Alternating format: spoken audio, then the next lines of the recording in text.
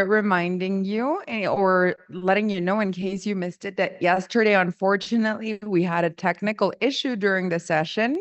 There was a blackout here in Guatemala, and we were 40 minutes into the session when the internet just went away. So we thought, what's the best course of action? Should we keep going when the internet comes back? But it only came back 20 minutes later. So we thought, a lot of people had left the call. So I think the best idea we came up with was to replace those 20 minutes from yesterday in today's session. So today we're going to start with the energy of yesterday for 20 minutes. And then in 20 minutes, we're going to move on to the energy of today. So hopefully you guys saw the email and you plan 20 extra minutes for today's session. So we're going to start by talking about the energy of can again. So I'm just going to pick it up right where I left off. If you guys missed it and you would like to catch up with the first half of this class, then you can just go to the recordings and you're going to be able to see, everything that you missed before, because I already talked a lot about can. So first, let's do the invocation with cacao as we usually would, and then we're going to get started talking about the energy of today. So I'm just going to move my mic away.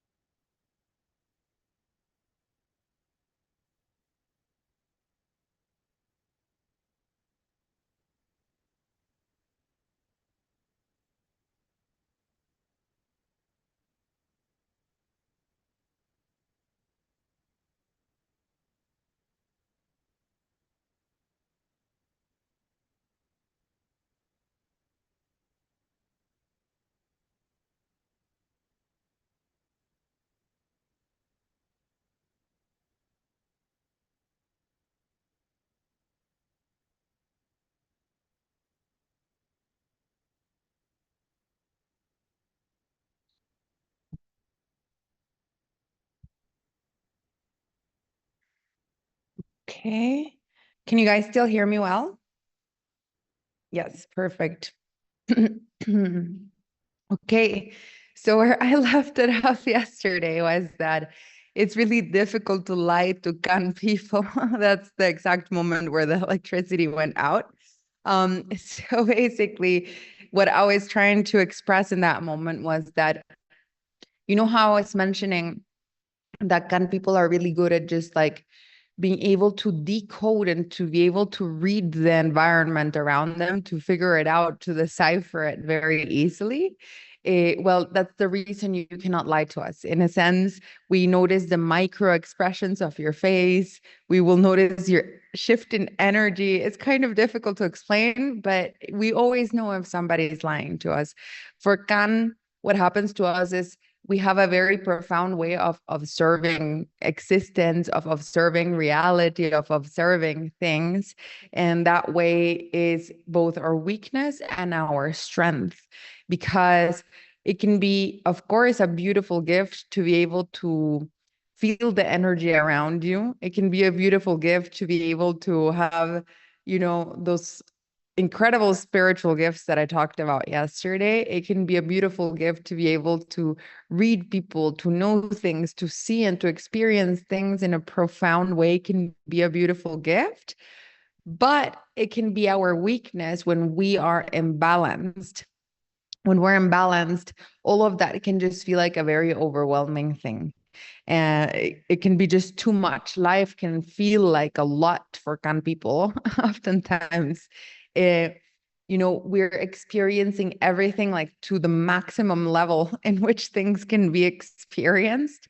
And that's intense, of course. That's very intense, actually. So for Can, we can have, like that spiritual leader told me, and I mentioned this yesterday, you must feel like the fire of the entire universe is burning inside of you. And I told him that's such an accurate description of how I feel, because that experience that is so to be able to experience things in such a deep way, it's very intense, you know? So you feel everything higher, you feel everything stronger. For that reason, can people have to work really hard on themselves because their environment, the things around them affect them a lot. One of the things that we should know about our Mayan chart, and you cannot see this in the calculator, by the way. I'm Can, so I know the really extended version of the Mayan chart of Can. So there's a specific spot in the Mayan chart of Can people where we have the big effect of Kawok.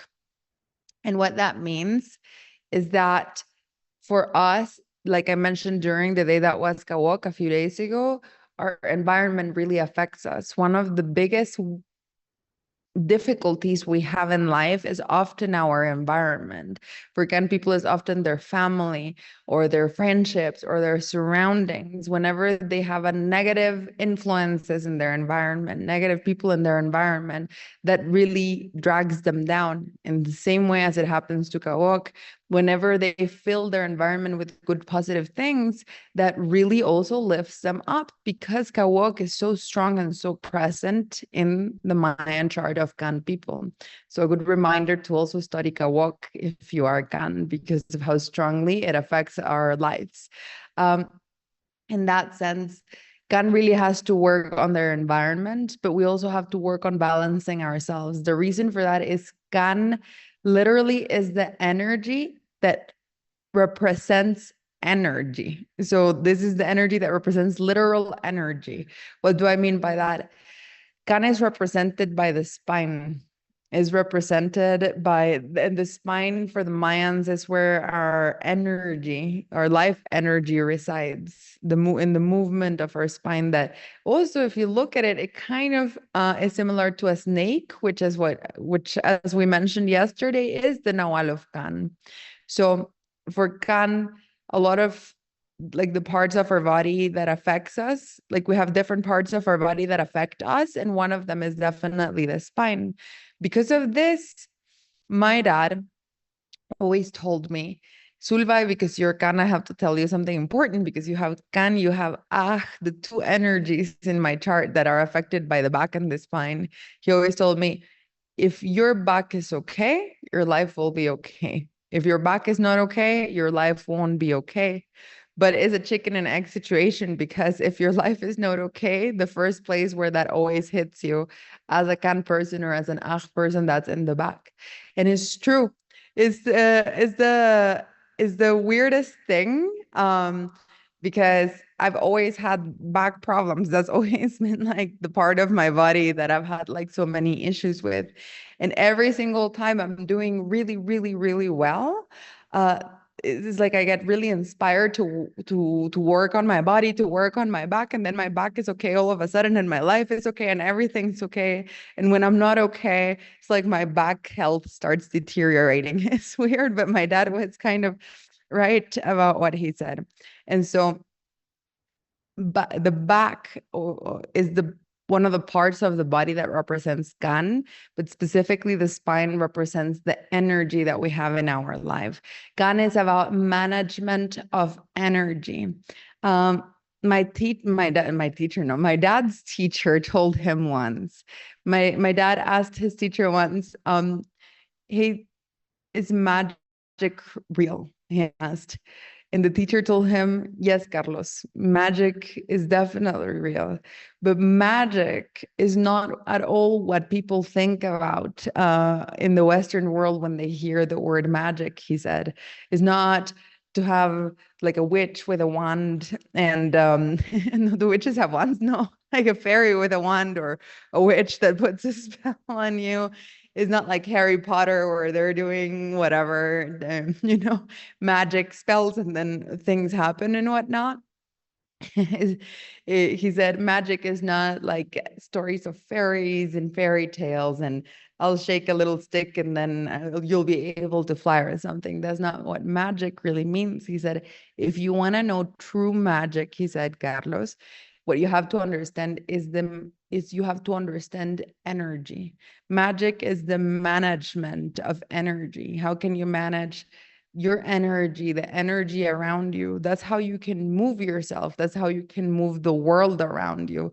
If you know how to manage and work with the energy, because everything is energy, he said. You are energy. Everything that surrounds you is energy. And in that sense, Kan represents energy, and nothing is more relevant to us than managing our own energy. If energy is our strength, what's going to be our weakness? Energy as well, unfortunately. So, what do I mean by that? Kan people have this crazy tendency of having our energy go all the way up like a snake and then all the way down, then all the way up again, all the way down again. And it's very horrible. I can tell you that because sometimes what happens to me and what happens to a lot of gun people is we have this like intensity of energy inside of us. And we just feel very like, yes, I need to, I'm super hyper electric right now because I have so much energy. I've had moments in which it was not pleasant at all. Like I remember a few moments where I like had to sit down. Like I just sat down on the bed and I was just breathing because I was just like,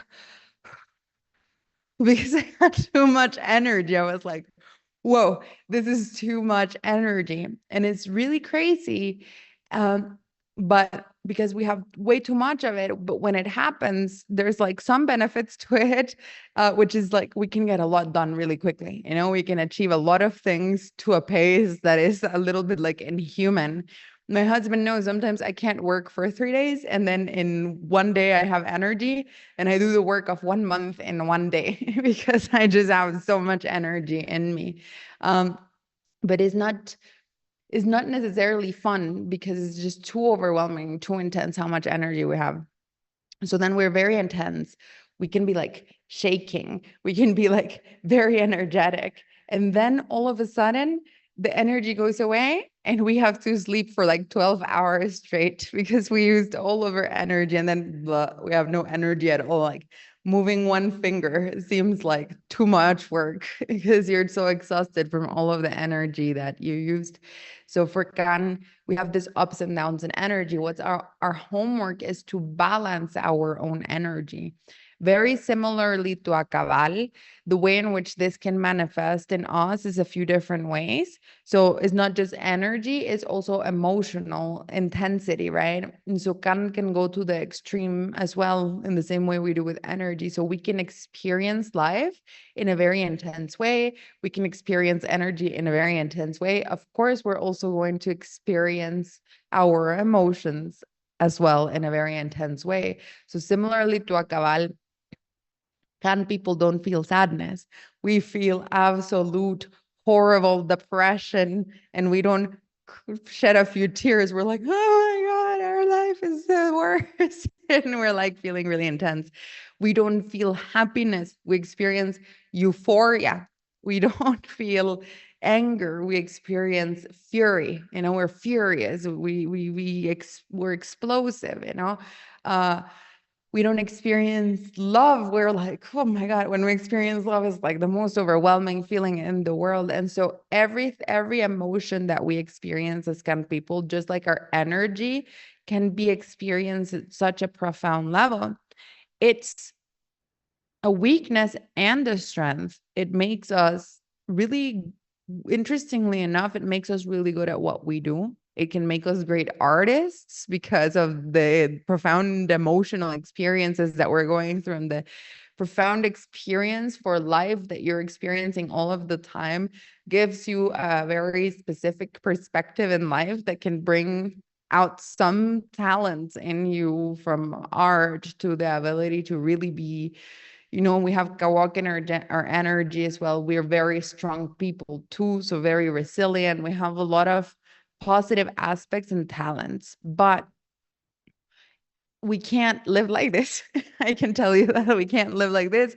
I know for a fact it's unsustainable. So basically, it's not healthy for us to go through all of those emotional changes, energetic changes, mental changes. We're like going up and down our life really feels like a roller coaster, guys. Is intense, it's overwhelming. Um, and you know what's very unfortunate? I know so many kind of people who struggle with addiction, and I'm convinced it's because of this. I talked to so many teachers. I talked to my dad about it, and he was always worried about me for that reason, because he was always like, eesh, when you're feeling an emotional overwhelm of that level, when you're like going through all those ups and downs, sometimes having a drink can feel really nice. You're like, oh, finally, I can relax, you know what I mean? And so sometimes, but can't do everything to the extreme. That's the problem that we have too, So can people are more prone to addiction. I know, I think. I don't know one can person who hasn't struggled with addiction, actually. That's kind of crazy. I just realized that, wait.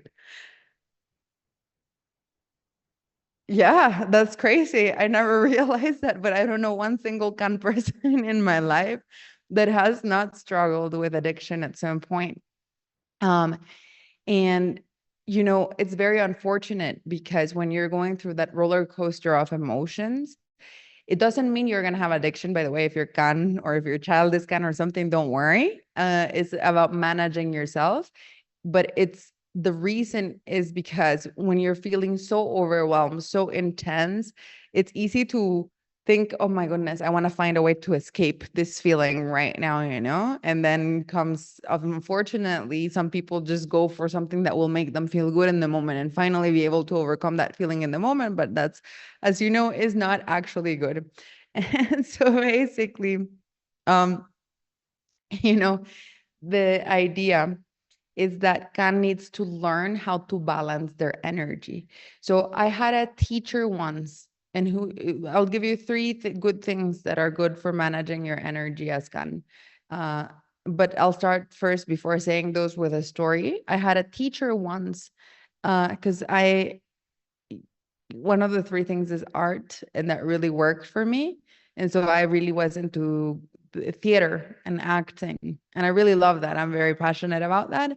I love acting. I love the theater. Being on a stage is so much fun. It's like I'm really into that. It's such a profoundly beautiful art, and I had the super mega honor ones of going to, if you know about art, if you know about theater, you know what I'm talking about.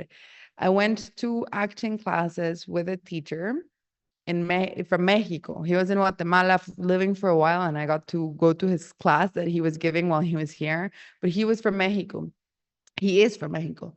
And his teacher went to a super prestigious acting academy in the States, where he got to learn from one of the students of Stanislavski. And Stanislavski is the father of an acting method that I really like. And his teacher even had one of the people who was in his class was actually Meryl Streep. So they had like he had this amazing teacher who studied with a student of Stanislavski, and so he was teaching method acting. But anyways, so basically, um, one of the classes changed my life. And the reason for that is because there was one woman in the class who had gone there not because she was interested in acting, but she thought that maybe taking acting classes might help her overcome a really big fear that she had. She was a lawyer, and sometimes she had to speak publicly, right? Like when she was in a trial or something, like she would have to stand up in front of a bunch of people, and she would have to, I mean, not only speak, give a good argument, be very compelling in front of people. And she had horrible stage fright. It was really terrible for her job and her career that she had such bad stage fright, and she felt terrible because she's a lawyer and it's a big part of her job. And she's like, how can I overcome my stage fright? And so basically, she was like, maybe if I go to acting classes, maybe there is where I can learn how to overcome it. And so she one day asked him this question. Um, and um, she asked him this question, and the question was like, how can I overcome stage fright? And he said, that's really easy. And what he said was, he was like, when you feel fear before you're about to go on stage, and I'm sure everybody has experienced this fear, even if you have not been on stage, but when you're really nervous because you have to do public speaking or something like that, that fear that you feel. He's like, your hands get sweaty, your heart beats faster, your like stomach can feel weird, you can get shaky, you're like, breathing really fast, etc. He was telling her this is a really, really intense emotion to experience, right? Like the fear that you have before you go out on stage is a very intense emotion. He said, that's amazing that's a really intense emotion. He said, because you can use that intensity. He was like, what if you would take all of that energy that emotion brings you and you would turn it around, right? And so he explained to her, the moment you hit the stage, utilize how intense this emotion is that makes your entire body feel all this physical experiences, from sweat to your heart beating faster. He said, take that emotion and get it out of you. Get it out of you through your voice. Utilize that to be able to speak so loud that the person in the last row will hear you. Utilize that for your body language. Feel the fear in your arm. And as you move your arm, let your arm move with a lot of stage presence. Feel your fear in your face and let that be the thing that pushes out your voice, that helps you express yourself. It's like there's no bigger blessing than having stage fright, because you can use it to be a better actor. And I never had stage fright, but this helped me in my life as a person who is can, because I realized I do have all of this energy, all of this intense energy that is so intense, I don't know how to manage it and how to control it. So what if I would utilize that same energy and do the same thing with it, as my teacher said, for stage fright, but I would do it for life? What if I would take that energy and I would get it out and I would utilize it for, what do I want to achieve in life? And I would be like, instead of keeping all of this energy being a tornado inside of me, let me take it out and express it towards that thing that I want. What goal do I have? Let me express it towards that goal that I have. What thing do I want? Who do I want to be? And so Can has the biggest gift. The problem is that we're mismanaging it. That's the issue with us. So what we have to learn how to do is utilize our own energy in order to actually be able to achieve the life that we want, to create the life that we want, to achieve the goals that we want, for the projects that we have, for the goals that we have, for our relationships, for anything. We can utilize all of that energy. And then when we're able to turn that around, then magic happens. Then we're absolutely unstoppable, because then there's no human power in the world that can stop us anymore when we want something. And Gan will know that too, because it doesn't happen all the time when Gan is disbalanced. But once in a while, we make a decision, like a true decision. And Gan knows that when we're like, I want that, when we truly mean it, when we're like, I want that thing, everybody around us knows we will get that. There is nothing that will stop us. It doesn't matter how difficult it seems, doesn't matter how impossible it seems. Gun will get what they want. The problem is we don't know how to use our energy in order to actually be able to be in that state. So the three things that can bring us a lot of peace, that can help us have our energy be more constant, are what are they? Oh yeah, they are a physical exercise. When you have all of this energy, is really healthy and important to be able to move your body and to express that energy via your body. So exercising is great. Two kinds of exercise for Kan. High intensity exercise, because it helps you let it out. It also regulates your like several neurotransmitters of your brain. It does a lot of things in your body that can help you have energy, but good energy, like happy energy, like exciting energy. The other thing is art. Art is a great way. If you have nowhere to let it out in, art is a great way of letting it out. All of the emotions, all of the energy, whether it's painting, acting, dancing, singing, etc. And finally, uh, the last one is spiritual practices. It doesn't mean you have to do like a big spiritual ritual every day or something, but little things such as meditating, breathing, passing incense around the house, working with certain herbs, all those little things that are soothing for our spirit, for our mind, that help us achieve balance are excellent for Can. So those are some of the things that we can do to regulate our energy. And then we can turn that thing we thought was our weakness into our gift. And now I'm going to switch to Kemem. So actually, what I'll do is I'll stop the recording. Give me 1 second. Recording stopped. So that I'll be able to put this in the Can section of the recording for the people who have the recording. And now let me start the Recording in recording progress. again. Okay, now let's talk about Keme. This is so weird. I never did this before, like talk about two different energies in the same day of the challenge. But here we go. So, oh, wait, let me write that in the chat. I accidentally sent it as a private message to someone. 8 Keme. Okay, so today, remember that was the energy of yesterday. Today we're talking about the energy of Keme. And just a reminder, if you came in late, yesterday I had a technical issue. There was a blackout, so I took the first 25 minutes of this class to talk about Can to make up for yesterday's class, but that does not mean we're going to do less time for Keme. It just means, and hopefully you receive the email and plan for this, it just means you have to stay here for a little bit longer today. So we're going to stay for like 1 full hour now, as we usually would. So let's talk about Keme. The Nahual of Keme, and I'm really excited because I really love this energy. The Nahual of Keme is the owl. The owl is a very significant bird in the Maya tradition, because do you remember when we were talking about Xibalbá before? And I told you about how it was the owls that went up and called Hun Hunakpuan Buku Hunakpu, as well as Hunakpuan Xbalamque, down to Xibalbá to play the Maya ball game with the lords of Xibalbá and to go through the trials of Xibalbá. Owls are birds of the night. And what energy is connected to the night?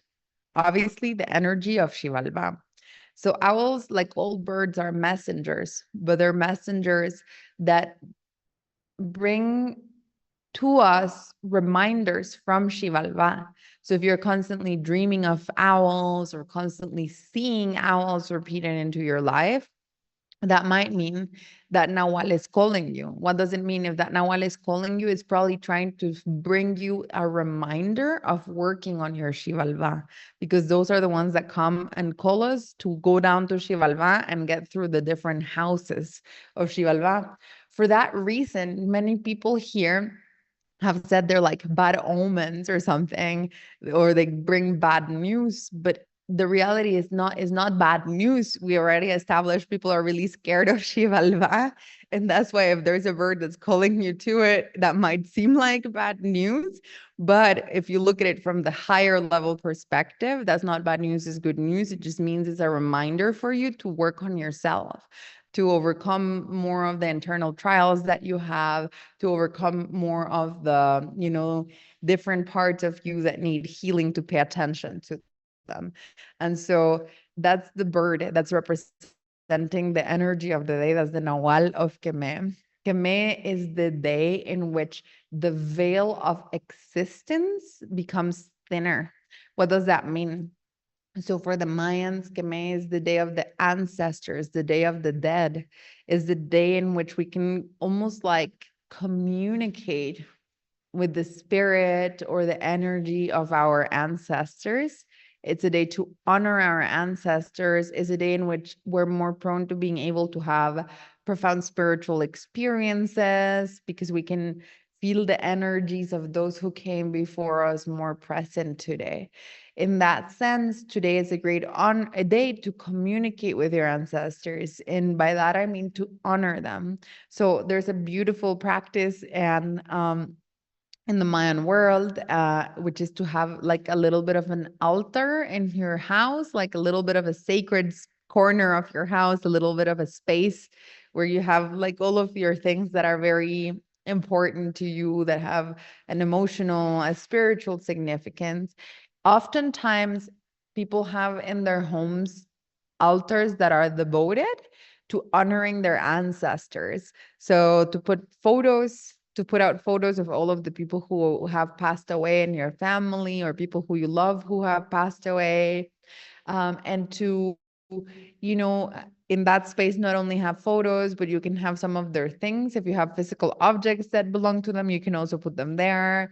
And it's a great place to, like, for example, sometimes do little offerings for them. And those offerings might look like lighting a candle to honor them on that day. For example, as I mentioned, and for the Mayans, cebo candles are the ones that are um, good for honoring the ancestors. That was animal wax candles.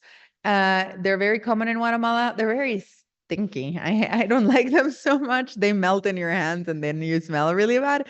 But of course, I still have to use them even if I don't like them so much. Like you'll see them in Mayan fire ceremonies all the time. But we don't export those because they're hard to export, because they're animal wax, very melty, easily melting candles that smell really bad.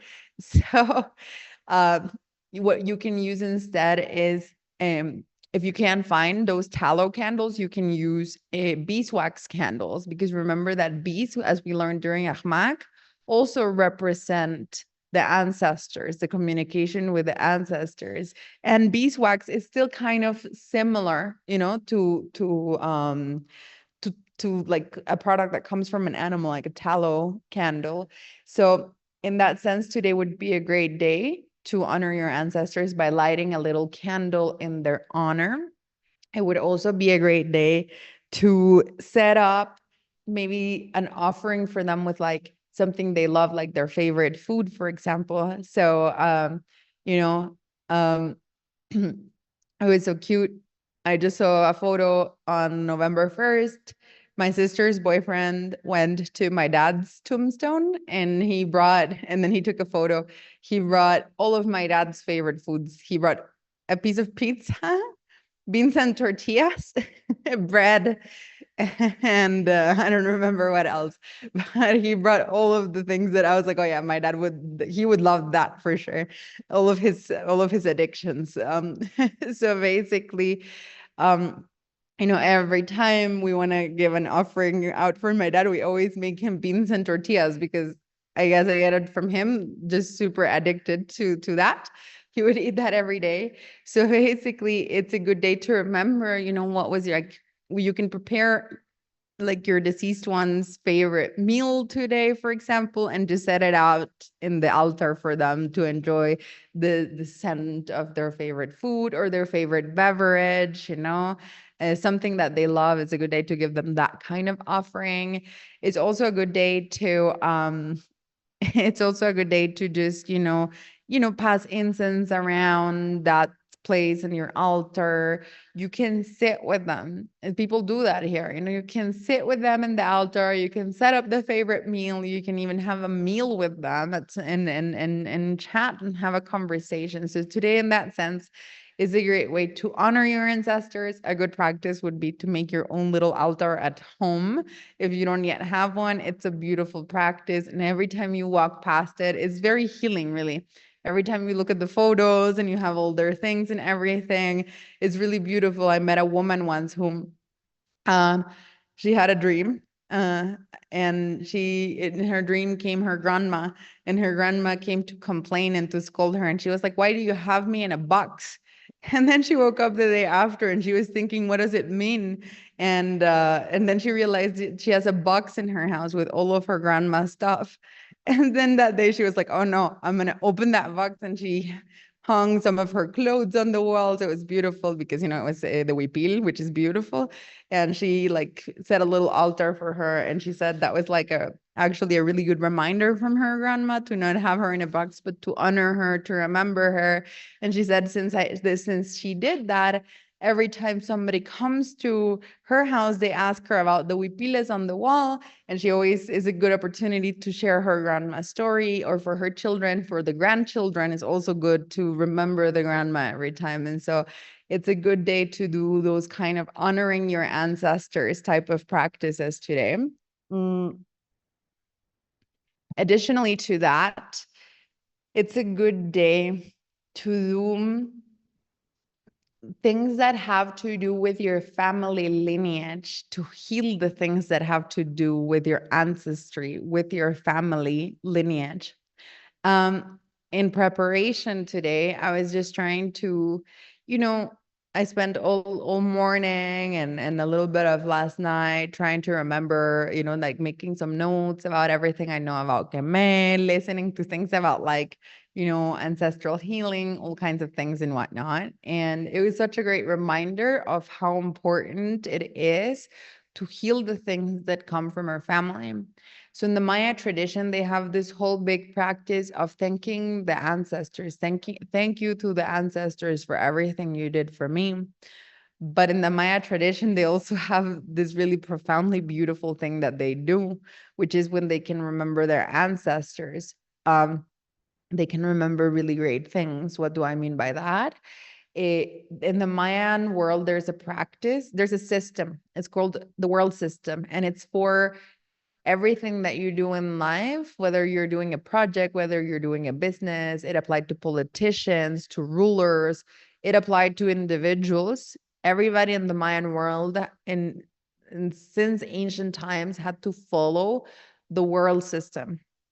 And this system consists of a lot of profound things, but three simple things that I'll summarize. One thing is you have to always ask yourself the question of like, what are you doing in your life? So if you have a project, for example, you would have to ask yourself the question, is my project going to have a negative impact on the planet? And if the answer is yes, it was literally illegal. Like you would be kicked out of your community if you would still try to go ahead and do it. They had like a really strict system with this. So if you've hurt the planet, you're out. You're out.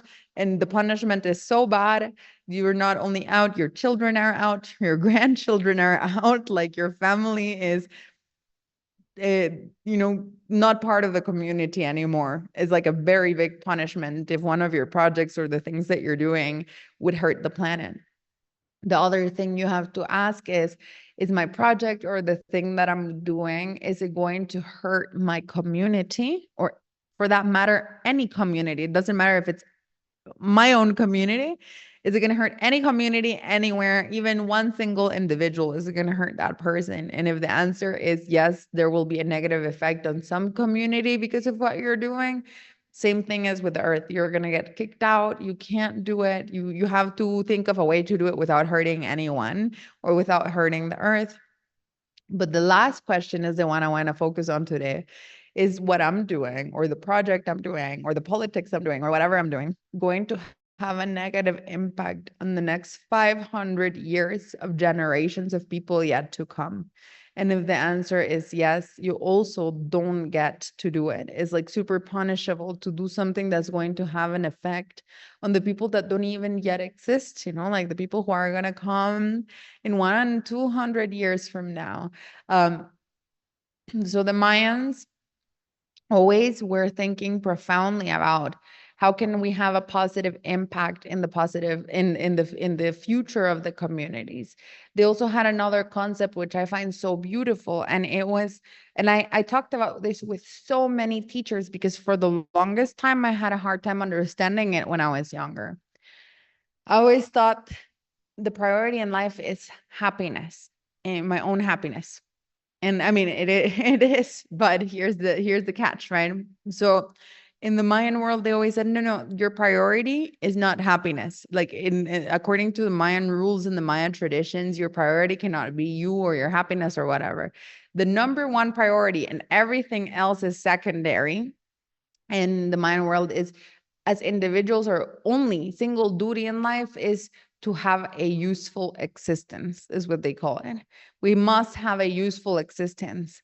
They say life is pointless if you go through it and do nothing and you die, and it's as if you wouldn't have happened, as if nothing would have happened.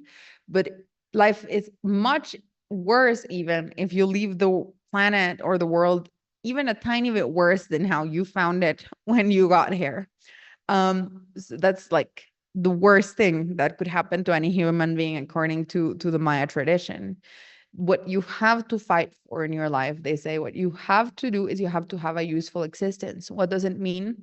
Even if it's small, you have to make sure that in your life, like that's your mission in life. It has to be that you have to leave the world even a tiny bit better than how you found it. You have to leave the world a little bit of a better place for the generations yet to come. Because I swear, the entire life's work of any generation in the Mayan world was never for themselves. It was always for the next 2, 3, 4, 5 generations. They started projects that they knew would take 500 years to complete, that would benefit the community deeply. And they knew, and they devoted their entire life to projects that they knew they would die and they would not see the end of the project. But they knew in 500 years, people will benefit from that profoundly, from that project. And so what happened is they were okay with that because they knew that 500 years ago, our ancestors did the exact same thing for us, you know. They 500 years ago, they left the world. They started these projects that just now we're starting to enjoy the fruit of those projects. And so it's like pay it forward time, you know, like now we have to do the same thing for the people of the future. So for the Mayans, Keme is the energy that represents the ancestors. But for the Mayans, it doesn't mean only to remember the people who came. It means to remember that you too are an ancestor as well. That right now we're alive, but we have to think that one day we're going to die. And one day there will be another generation of people. And that is true whether you have children or not, you know. There will still be the next generation of children, those kids who are being born now, or the kids who are going to be born in 20 years from now or whatever, whose their experience on this earth and on this planet is completely up to us and what we do as leaders today, what we do as individuals today, what we do as citizenships and community members of this world today. Because what we do has like such a profound effect. I mean, you know, like young people now are kind of angry, you know, at the last couple of generations because all of the destruction that happened on the earth, you know, many people who were part of that destruction will not get to witness the destruction, but the kids who are being born today are experiencing, for example, you know, climate change and stuff like that. And not by choice, they were just born into a world that's already like that. So it's interesting how in the Western world, we're doing almost the exact same thing that the Mayans did, but in a negative way instead of in a positive way. We're living our lives according to, like we're looking for immediate pleasure rather of thinking of the long term and the long picture. So today is not only a day to think about your ancestors, is also a day to think about how can you be a good ancestor? How can you be a good teacher for the future generations? How can you have a useful existence? How can you leave the world a little bit of a better place? And truly, when we study our ancestry, it affects us so much. Like we are almost the result of everything that our parents, our grandparents, or great-grandparents did. But you know what? It's so beautiful about it. I'm reading a book on neuroplasticity right now, and I'm like mind blown about it because it's such a great book. It's called The Mind That Changes Itself, in case anybody's interested. I think I recommended it once because I'm still during the challenge, I'm reading it every day. So basically, you know, oftentimes we kind of think that, well, and that's what, well, I'll share a little bit, right? Like the whole prerogative of the book is how neuroplasticity is, and if you don't know what that is, well, you can Google it and get very mind blown, but it's basically the ability that the brain has to change itself or to take different paths to achieve the exact same thing in very, very simple words. And so basically, something I found interesting is science saw the brain, the human brain, and the brain is so relevant because it determines how, not only how we see neuroscience specifically, how we understand the brain determines how we see ourselves in our existence as human beings, because the brain is what allows us to do or not do. Like the brain is what determines what abilities we have or don't have. It determines who we are.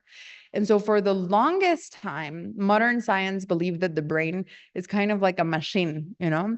It's useful, it has a great purpose, machines can achieve great things, but it's unchangeable. It cannot grow, it cannot change, it has one specific way in which it works, and that's it. And science also for the longest time believed that, you know, there's nothing we can do, you know, to change your brain. And the reason they believe that is for the longest time, they could not study the brain's like activity. They didn't have the technology to be able to see what the brain was actually doing inside. They could not study like the brain's microscopic activity. They also saw that a lot of people who had like brain injury or who had like accidents that damaged their brain, like traumatic brain injury and stuff, rarely recovered. And scientists also, you know, had this metaphor of the machine.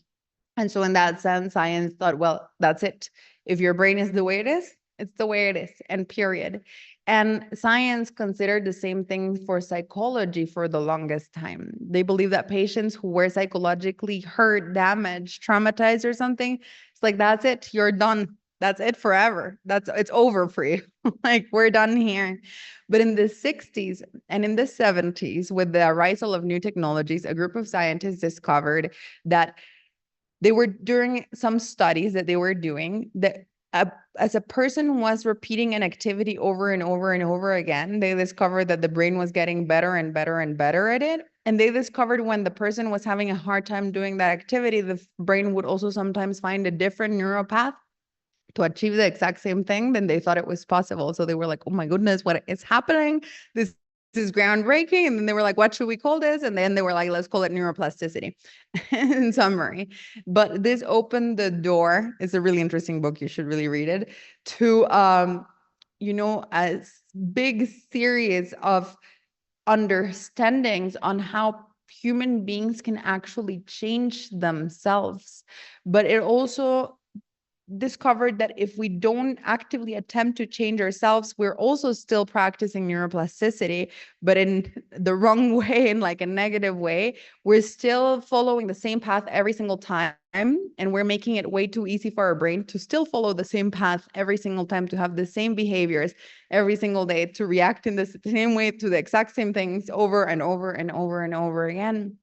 And so the reason this was interesting is because today I was also listening to all of this, like, you know, making notes on everything any teacher has told me about the ancestors and healing your family lineage, etc. And I was thinking about how big of an impact our family really has in us.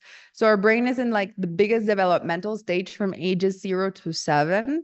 That's like one of the most determining times in our life for who we are going to turn out to be as human beings, because at that time we're basically like a sponge.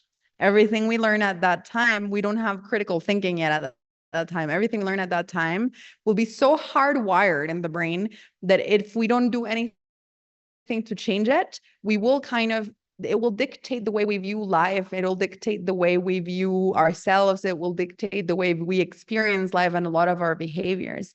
So it's almost like everything we see in our childhood, like we copy in a way, and we learn about ourselves. If your parents tell you you're good for nothing at that age, you will think forever you're good for nothing, you know, if you don't do something about it. I found this interesting because it was like, how many, 4 years ago or something. And I was having a fight with my husband. And in the middle of the fight, out of the blue, I had this like tiny moment of consciousness, and I had the biggest shock of my life because in that moment, I heard myself speaking. I heard myself discussing. I heard myself fighting. And I was like, oh my God, I sound like my mom. I was like, I'm acting exactly like my mom. And I was like, oh my God, I can't believe this. I was like, wait a second. The fight even stopped because of how shocked I was. I was like, wait a second. I was like, I just had this realization. I fight exactly like my mom used to fight with my dad. I was like, well, I was like, this is shocking. How did I never not notice this before?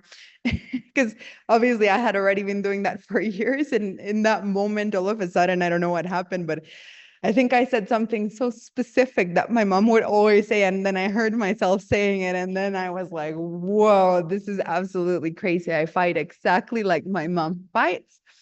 And and then I was really shocked because this got me thinking, wow, what else do I do like my parents? What other behaviors do I have that I'm copying from my parents? And then I started analyzing myself, and then I started to think, whoa, I'm doing so many things like my dad used to do them. I'm thinking so many things like my mom used to think them, how she used to do them. And the beauty of it is I found many positive things. I was like, my mom is the bravest person ever. She's not scared of anything. And I'm the bravest person ever. Like, you can put something in front of me. I'm like, I know that's scary. I'm still going to face it, because I always saw my mom her whole life, like, that's scary, but we don't hide when things are scary. I'm going to face them. And she never had to say it to me, just from her doing it. I learned that already. And then my whole life, and all the way to adulthood, every time there's a difficult situation in front of me, even if my instinct would be to want to hide, to try to ignore it or everything, I'm like, no, my mom taught me better. I'm going to face this, or I'm very similar to my dad. Everybody always tells me, my mom, my sister, everybody always tells me I'm like a clone of my dad. We have very similar behaviors.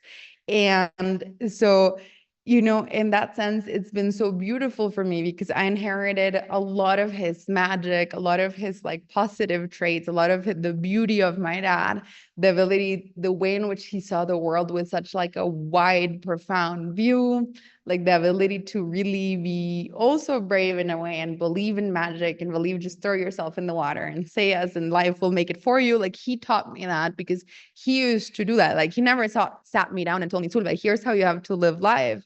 I just got that from him because he was like that. But I also inherited the bad stuff. So I heard myself like fighting and using the same techniques for fighting that my mom sometimes had that were not so positive. Or I have some of the same negative traits that my dad had. And so I realized I never learned anything from my parents that they told me. What do I mean by that? Like, my mom always said to me, don't do this or don't do that. But that's never the thing that actually had an impact on me. Or do this, do that. Those words never were the thing that actually had an impact on me. It was not what my parents said, it's what my parents did, that's what I learned about life. That's what I learned about the perspective for myself. Obviously, I would not be the same person I am if it wasn't because of what I observed from my dad, from my mom. And I think that's true for me, but it's also true for everyone else. We copy so many of the same behaviors that our parents have. And I was reading that there was a study done recently about how one of the things that affects the psychological state of children the most, one of the most meaningful, most important, most relevant things when to see how happy a child is and how stable emotionally, mentally, psychologically they will be as an adult is determined by how happy their moms were. And I thought that's so beautiful and so profound. And I thought that's so true, like, because I can think about that, you know what I mean? Like, to grow up with a mom who's depressed or sad or not doing well or not loving herself is extremely impactful versus growing up with a mom who's really happy, working on herself. So all of the studies that have been done about like good parenting have come to many different conclusions, obviously, but one of the biggest conclusions that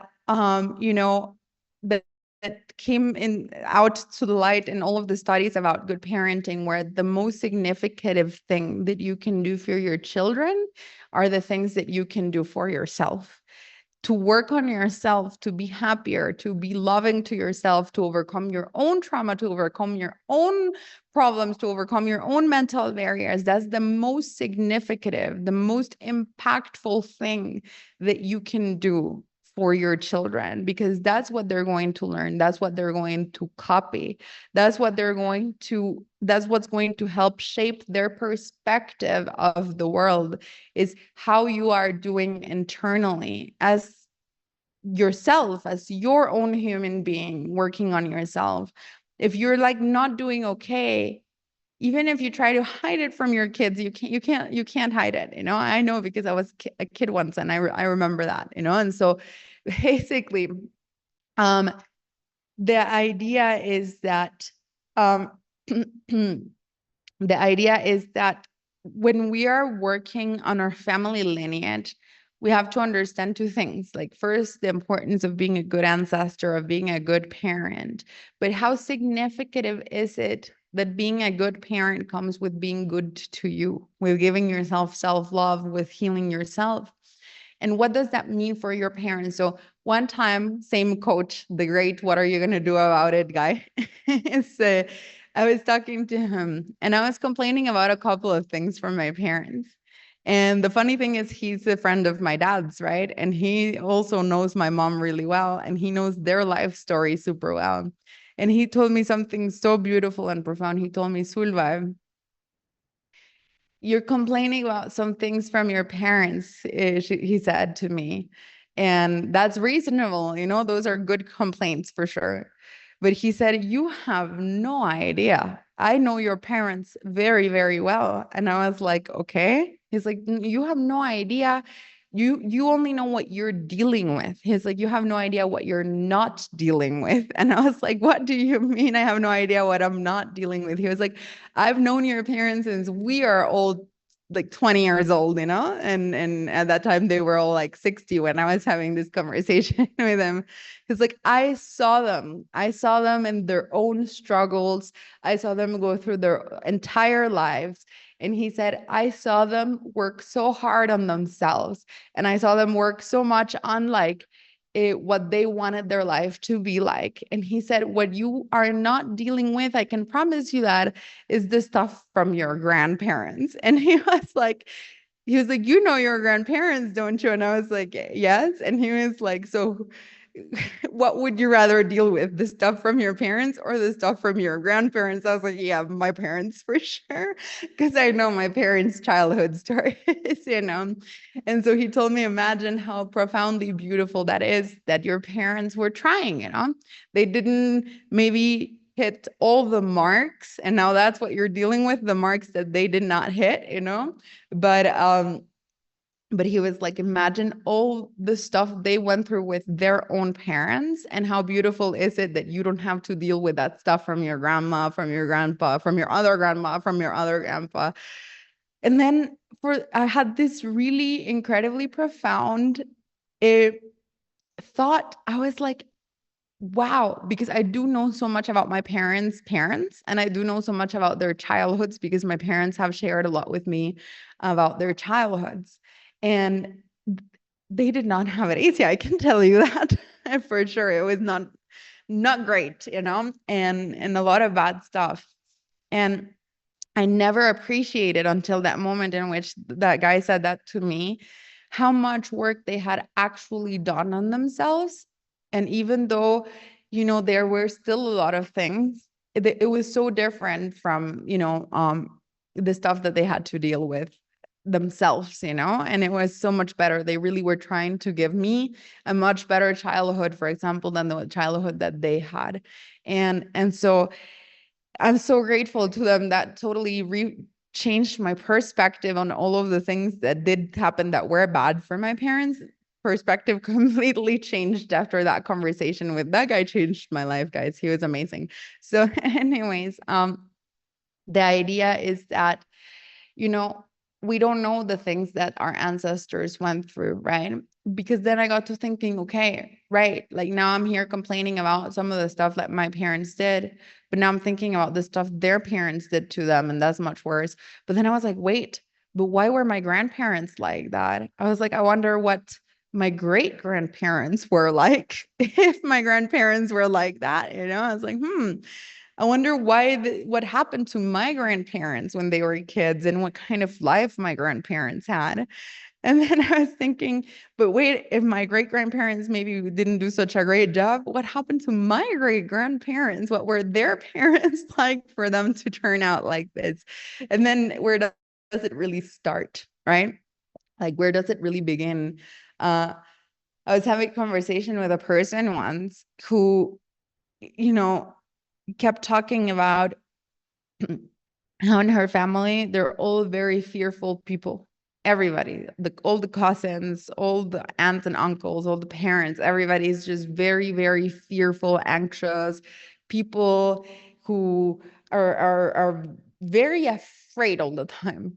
And I was thinking, that's interesting, you know, like why, you know? And then this person was telling me that they got to thinking about this recently, and they realized that she realized that unfortunately her great grandma had a baby, and that was their grandpa, you know, and they never knew like where the grandpa really came from, who was the dad. And the grandma never wanted to say who was the dad, like it was like the secret and whatnot. And many time later they realized that actually she was sexually abused, and that's why she didn't want to say. And it was a really sad and horrible story. And then the dad, because she's from Europe, the dad, the person I was having this conversation with is from Europe. So the granddad, I'm sorry, not the dad, the granddad, World War II came around, and he had to go to the war, and he had to fight, and he experienced a lot of traumatic things. And so he left for the war because he really wanted to leave, because his life with his mom was really not great. But then he went to the war and he changed a lot. He became so much worse because of the PTSD and all of the trauma that he experienced during the war. So he came back to his wife and children, and he was really aggressive after the war. Like he started hitting his wife, hitting his children. He changed a lot. Like he became like this really negative person who was always angry, going through all of this PTSD, depression, all kinds of things. And then the children, one of the children, that's her dad, you know, one of the children who got hit, you know, that's her dad, all became really fearful. Like their mom and their aunts and uncles all became really fearful. What's interesting about that though is they all had children. All of the children had children, and all of the children were as fearful as their parents, even though they were not the ones who got hit, even though they didn't even know the story until like much later. She didn't even know this until she was like 20 something, you know? And she was like, I grew up always being super fearful because my dad was always super fearful. And then my dad finally told me the reason he's like that is because of what he went through in his childhood. And she said, isn't it crazy that I'm super fearful, even though I didn't go through any of the scary stuff? Like my dad was the one who went through the scary stuff. Because of his dad, you know, but I'm acting like my dad, even though that did not happen to me. And so I thought, wow, you know, and she was like, it's not just me, it's all my cousins. Like we're all super fearful. We're just a family of really fearful people, you know? And so I thought that's so interesting, you know, because it's such a great example of like the horrible thing that the great grandma went through led to the horrible things that the grandpa went through, which led to horrible things happening to the dad, which led to her having all this set of emotions, all this set of psychological issues and problems that literally don't even belong to her, because none of these stories that happened to her. None of the abuse, none of the war, none of the her like physical abuse, none of it is something that she experienced. Actually, her dad was really trying his best to give her like a good life and everything. And but she's still dealing with all of the psychological repercussions of everything her great grandma, her grandpa, and her dad went through. Like she still has to get over that fear, even though it didn't happen to her. And I thought that's so interesting. And that's why it's so important that we work on ourselves. In the Maya tradition, it's believed that when you heal yourself, you heal your ancestors and you also heal the future generations. And we can observe this in the story of the Popol Vuh of Hunahpu and Xbalamque, when they overcome all of the trials of Xibalbá. And that's not enough for them. They don't just go to the light. They decide to come back to Xibalbá because they're like, we forgot something important. We have to get our parents out of there. Their bodies, they died in Xibalbá. So we have to get their bodies out of the Xibalbá and bury them back up in the light in the upper world. So they come back down to Xibalbá. They trick the lords of Xibalbá. And when they win the fight against the lords of Xibalbá, they retrieve the dead bodies of their parents, Bukuf Hunahpu and Hun Hunahpu, bring them up to the upper world and bury them there so that they can rest in peace in the upper world. And I think that's such a beautiful part of the Popol Vuh that teaches us about ancestral healing and how the parents tried. They went through Xibalbá, Hun Hunahpu and Bukuf Hunahpu went through Xibalbá, but they failed really quickly.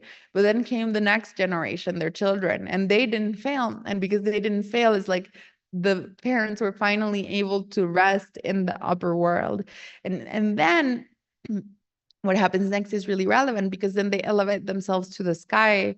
Hunahpu and Xbalamque. Hunahpu becomes the sun, Xbalamque becomes the moon, and the sun and the moon becomes the givers of life for all of the hundreds and thousands of years of generations yet to come, because we still use the light of the sun to survive. We still use the moon to survive. It's still, the sun and the moon still brings life to this planet. So in the Maya tradition, Hunahpu and Xbalamque are like some of the oldest ancestors of the Maya tradition. And because they mastered Xibalbá so hard, we still all benefit from that because we still have the light of the sun and the light of the moon and all of the effects that the sun and the moon have on this planet and in our lives, because we could literally not exist without the sun. We could literally not exist without the moon.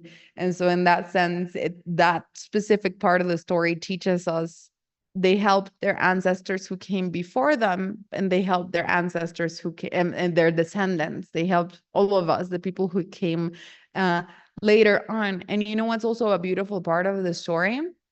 That when they come back, they retrieve their parents, but they also, because they dominated the lords of Xibalbá, they have a conversation with the lords of Xibalbá where they tell them, soon will come the children born in clarity, the people of corn. So all of us, and we didn't exist yet. And they make a deal with the lords of Xibalbá about how you're not to bother them. So it's like they were already thinking about the people from the future, you know, they're like, we're here to rescue our parents and also to tell you, darkness, you know, to not bother our descendants, you know. And so it's this beautiful, beautiful story of ancestor and healing and being good ancestors. So I'm sorry, Hunahpu and Xbalamque are like the model ancestors. They did everything right in that sense. They worked on themselves, they overcame their own stuff, and then they healed their parents. They gave peace to their grandmother, because their grandmother was so happy to hear the parents were finally back. So the grandmother also healed, their mom also healed, and then all of us healed because of them. So they're like the perfect metaphor or example for how to be a good ancestor, right? And so in that sense, Geme comes and teaches us about the importance of honoring our ancestors for the good and for the bad, to see in ourselves the good things, like I said, to be brave like my mom, to be magical like my dad, you know, is thanks to them. And to have their negative traits is also thanks to them. But it's important to honor the good and the bad that we have within ourselves, thanks to our ancestors, and to work on the bad, because when we work on the bad, we can heal not only ourselves, but our parents, our grandparents, our great-grandparents.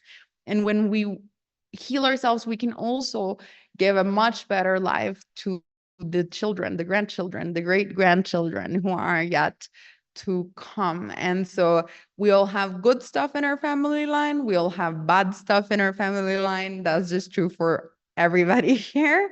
There's like amazing things going on and not such great things going on. Keme is the day that reminds us to take a good look at our family line and think how can we work on those things. And in that sense, Keme is also a really mystical day. Keme is a day in which, as I mentioned, the veil of existence becomes thinner. People who are Keme have this very weird gift. It's pretty cool. They have cool or scary. It depends on who you ask. So basically, Keme people, for them, the veil of existence is always thinner than for the rest of us, because Keme is the one that makes the veil of existence thin. So for Keme people, it's always thin. What does this mean? Keme people have a gift that I've noticed Keme people in the Mayan world consider it a gift. Keme people in the Western world consider it spooky sometimes and consider it negative. But it's not spooky or negative, it's just misunderstood. So the gift is Keme people have their ability to see with their actual eyes, to hear with their actual ears, things that are not from this plane of existence. What does it mean?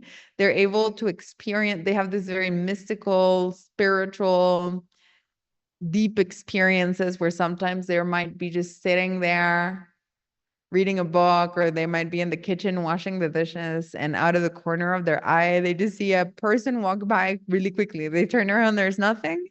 Or they hear a voice, or they hear a sound, or they hear something, and somebody else might say it, and I might be like, yeah, I don't know, maybe you're tripping.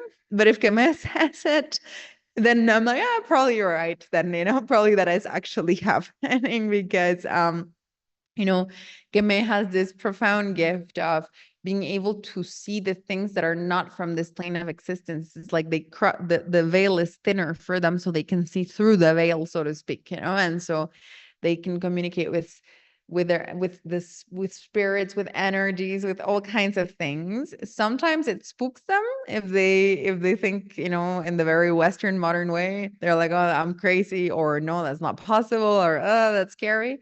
But really, it's not scary. It's just a gift that they can develop within themselves, because sometimes when they are scared of their own gift, they try to push it down, but pushing it down would be like pushing themselves down, because it's who they are, it's a part of who they are. So if you push a part of who you are down, then that's not a healthy thing. So instead of pushing it down, what they should do is better develop it and learn how to work with it, so that it's not so unknown and spooky, but that it becomes more a conscious process that they know how to control better and manage properly, so that it's like a gift rather than a bad thing, because they can do a lot of things with that gift. In that sense, Keme people are the ones who are never alone, because they're always being protected by their ancestors. The trait that Keme has is their ancestors love them. It's a big responsibility and it's a big strength. But responsibility comes with responsibility, you have to be responsible for that. So their ancestors are always very attached to Keme people. They're the ones who have to break the family like lineage stuff. They're the ones who are like the Hunahpus and in the sense that they're the ones who have to work and break the patterns of the family, the ones who have to work on all the family stuff, etc. So a lot of their work is ancestral work, is working on their patterns, is being good parents. That's part of their work. For that reason, Keme people can really affect others. They have this specific trait that can be really good or really bad, depending on how they're using it. It can be a tool or it can be a weapon. It's up to them. So Keme have this thing that everything they do really affects others. That's a problem if what they're doing is negative things, because then others will be affected negatively. People are really impacted by Keme people. So their family members, their partners, their children are really impacted by their behaviors.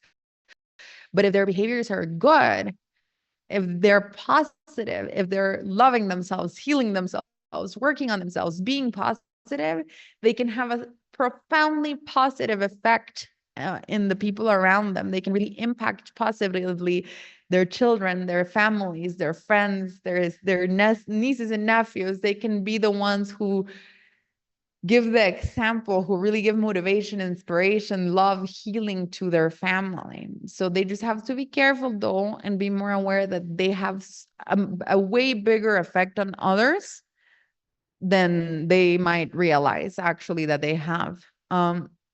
And Games people's lives can be a little hard. I'm not gonna lie, it's a Xibalbá energy, so of course, Um, but now you know it's for a good reason, right? Xibalbá is not scary, it's not bad, it's just that they, are the ones who are healing, like so they're going through all the trials of the darkness of themselves and of their family, oftentimes, And so what that means is just they have to learn from the teachers of Xibalbá, from what not to do, and from on what to do. And the idea is that they're able to kind of like transmute this. This is for a reason. Every time we have Xibalbá, people who have a lot of Xibalbá in their chart, people like Keme, Ahpu, Ish, who else? Okay, I forgot right now, but anyways, some of those, usually those are people who come here with like a big mission in life, and that always sometimes starts with a little bit of Xibalbá in life for sure. But that also means everybody who has Xibalbá energy is also big warriors. They're very strong, they're very smart, they're very capable, they have a lot of potential, they can achieve great things. Xibalbá is just prepping them for like really great things, and making them even stronger, giving them the dark background so that as they are stars, they can shine brighter, because the darker the background, the shinier the star can shine, in that sense, Keme is death and it's rebirth. So in that sense, Keme's life feels like a lot of like tower moments. I don't know if you get the reference. If you're into tarot, you probably get the reference. It's like for them, everything is cycles of death and rebirth, death and rebirth, death and rebirth. They have a lot of changes that happen to them in their life. And the changes are always like not small, but it's like everything completely collapses. And then something completely new starts. And then everything completely collapses. So that's how change can look like for them in their life. It's not bad. It's just something they have to learn how to navigate, how to manage, right? And the beautiful thing, as I said, is they're accompanied by their ancestors. So Keme, in that sense, I always tell this story during Keme of a woman I met. And I helped her do a Mayan chart reading for her because my dad taught me really well how to do that. I don't do that anymore though, sorry, because I always get too many requests. But only if you catch me in a once in a full moon, I might do it. But anyways, so basically, I did a Mayan chart reading for her, for a lady, and then she was like, "This was so amazing! It's incredible. I have to. I am gonna do this for my friend. Can you do it for my friend?" And I was like, "Yeah, okay, sure. I'll do it for your friend." So we scheduled to meet her friend. I met her friend, and it was so funny. Her friend came to me and she was like, just so you know, I want to start by saying I don't believe in any of this. And I was like, okay. She was like, I'm here because my friend is forcing me to be, but I'm not interested. This is like all crazy to me. I was like, okay, great. Not difficult, no pressure then, no pressure at all. Anyways, she was like, no, I don't believe in energy. I don't believe in anything. I'm super skeptic. I don't know. And I was like, okay, well, it's fine. I'll just do my normal thing anyways, and we'll see if she likes it or not, right? She was Kemme. And she, I was talking to her about like being able to see, being able to hear, like the ancestors always protect you. And then I told her, it's like you're able to see, you're able to hear. And then I followed that by telling her the thing about like how your ancestors protect you from you know, from death. They protect you from accidents. And that's the thing that happens to Keme. Death loves them, so it protects them from herself. So what do I mean by that? Keme people live a long life. They usually are illness, accidents, things like that don't take them away so easily. They have like a big relationship with death, right? And so basically in that sense, I was just telling her that, and she was like, oh my God, oh my God. And I was like, what? I was like, what? And she was like, okay, I told you I don't believe in any of these things. but I had one single weird experience in my life, just one single time, like nothing before or after. Like I'm a normal person, but one time I did have something weird happen to me. And she told me, I've had the same job my whole life, like 30 years or something. Like I've always worked for the same company, the same job. I go to the same office every day from Monday through Friday, she says, every single day for the last 35 years or something. And she was like, every single day for decades, I take the same path every morning to the office and the same path back from the office to my house. She's like, I went to the office that day. It was all normal. Uh, Time came to leave work. I got in my car. I was about to start taking the same path back to my house. And all of a sudden, and she's like, it's the spookiest, scariest thing. I thought I was going crazy or becoming psychotic or something. She's like, a voice, but she was like, it was the craziest thing, a literal human voice, like an actual human voice, like not an imagination thing. Like I can hear it with my ears. And she's like, I'm not imagining it because I'm very skeptic. As I said, I don't believe in this thing. So I didn't want it to be real. That's how real it was. I was wishing it was not real. And I couldn't discuss how real it was, from how real it was. And she was like, and the voice told me, and take another path to your home, to your house. Drive in a different path. Well, the first time she said it, she was like, okay, that was weird. I just imagined it, whatever. Let me just keep driving. That was weird. And then the voice talks again a few minutes after. It's like, take a different path to your house. And she was like, oh my goodness, what's happening? This is so spooky. And then she said it was funny. The voice was like fighting me. It was like, it was getting louder and angrier, like take a different path to your house. So she was like in the craziness of that moment. She was like, I thought maybe if I just take a different path, maybe the thing will shut up and I'll go back to sanity. So she was like, you know what? I'll just take a different path just in case that helps make it go away, because she was really scared in this moment. Anyway, she takes a different path. The voice goes away. That was it. It never talked again. She comes home. She was like, that was weird. I think I have to go talk to a therapist because I think I'm going crazy. And then she receives a call that afternoon from somebody close to her. I can't remember, her sister or somebody in the family. And they're like, oh my God, are you okay? Are you okay? And she's like, yeah, I'm okay. Why? I don't know. Like, what's up? And then another person calls her like, are you okay? And she's like, why is everybody asking me if I'm okay? And everybody's like, there was this super crazy, massive car accident on the path to her house at the exact same time she would be coming from work to her house, like in the exact spot she would have been at around that time. She did the math. And it's so big it makes it to the actual news, because it was one of those accidents that are really catastrophic, because like one truck hits a car, and then because of that another car hits it, and then another car and another car, and a bunch of people got hurt, a bunch of people died. It was a massive, massive car accident. Things on the street were destroyed. It was crazy.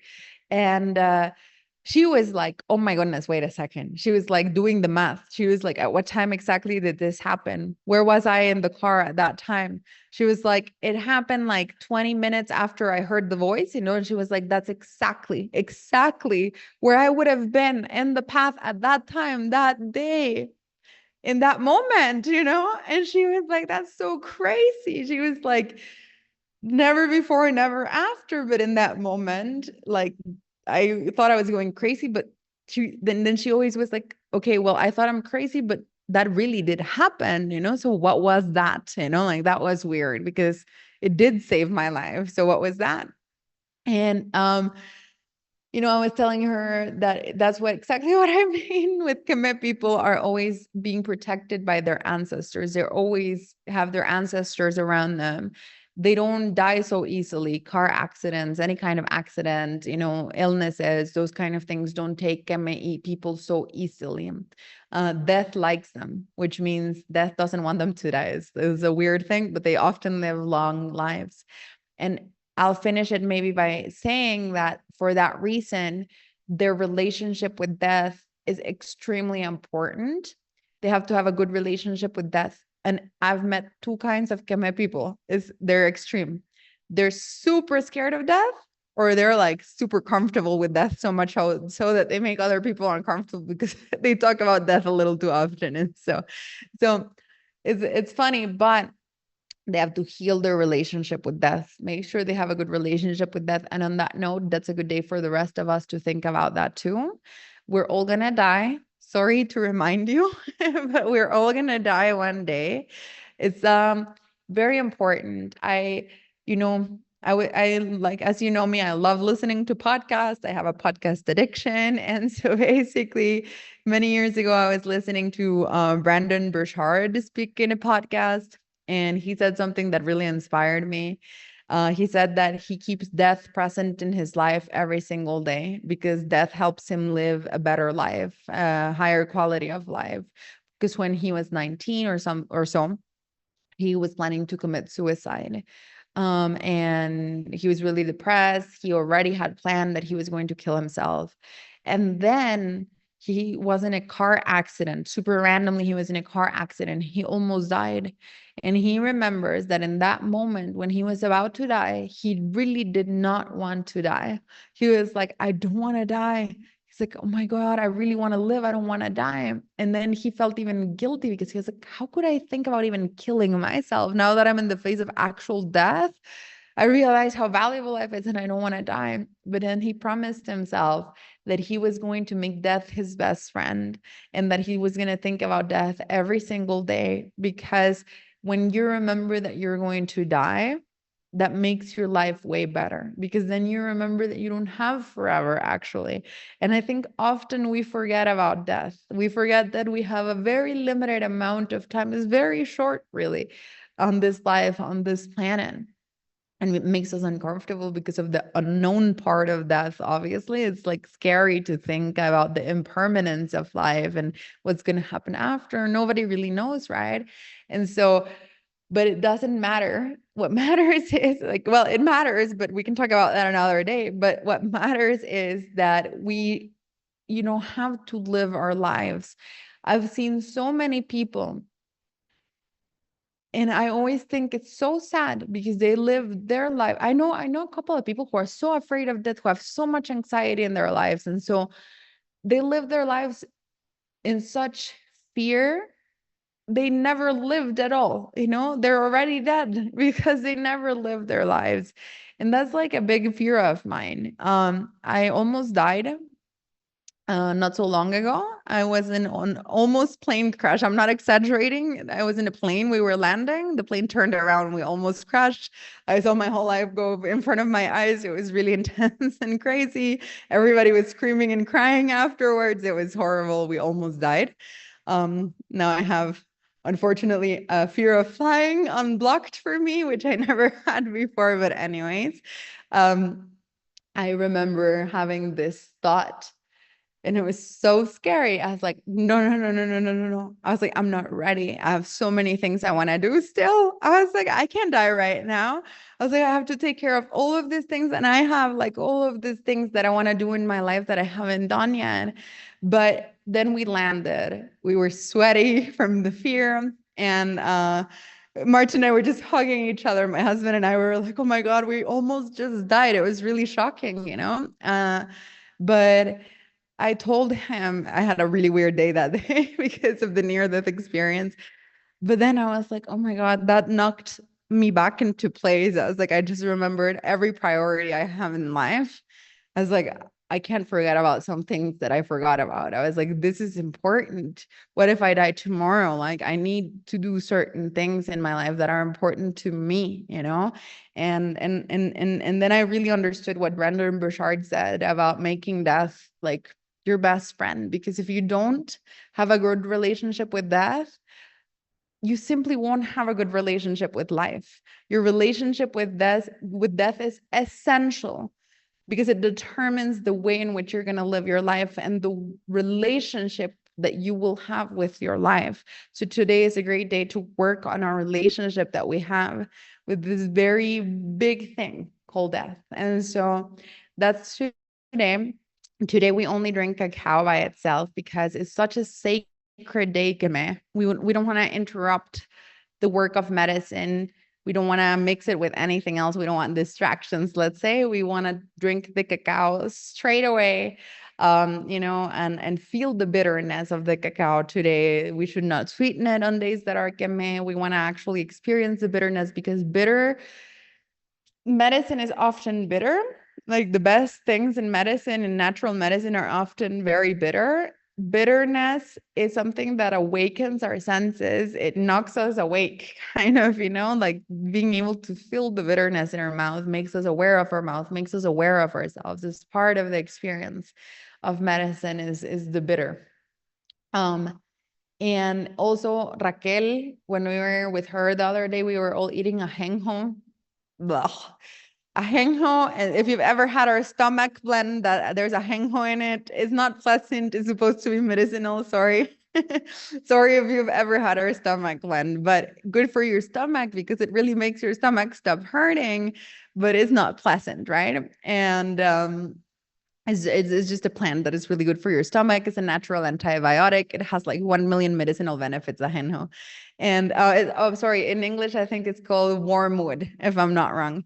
And so we were like touring Raquel's garden, and she gave us all some wormwood. And I was like, blah, this is so gross. And a few other people were like, blah, it's so bitter, because it's really so bitter. Um, and some people were like, I mean, it's fine, And then Raquel was saying, you see, that's really interesting, because she was saying certain medicines, and cacao is the same, by the way, certain medicines, when you taste them and they're very, very bitter for you, that means you really need them. And she was explaining that she's a healer and a herbalist who comes from like 5 generations of healers and herbalists. And she was explaining how her mom, her grandma, everybody taught her, like, when somebody feels a medicine is very bitter for them, that means that's the one they need. It shows that they are indeed disbalanced inside of them and that they really need this. So it's funny because the same experience happened to me with cacao. I drink it, and to me it's really sweet, and I never know what the heck you guys are talking about when you say it's bitter. But I had this friend, and we were drinking cacao, and we had a sip at the exact same time. And I went, it's so sweet. And he went, blah, it's so bitter. And so then it's kind of the same thing that all of the healers teach, right? That when it's bitter is when you need it the most. So today is a day to honor the bitterness in medicine. And you know what?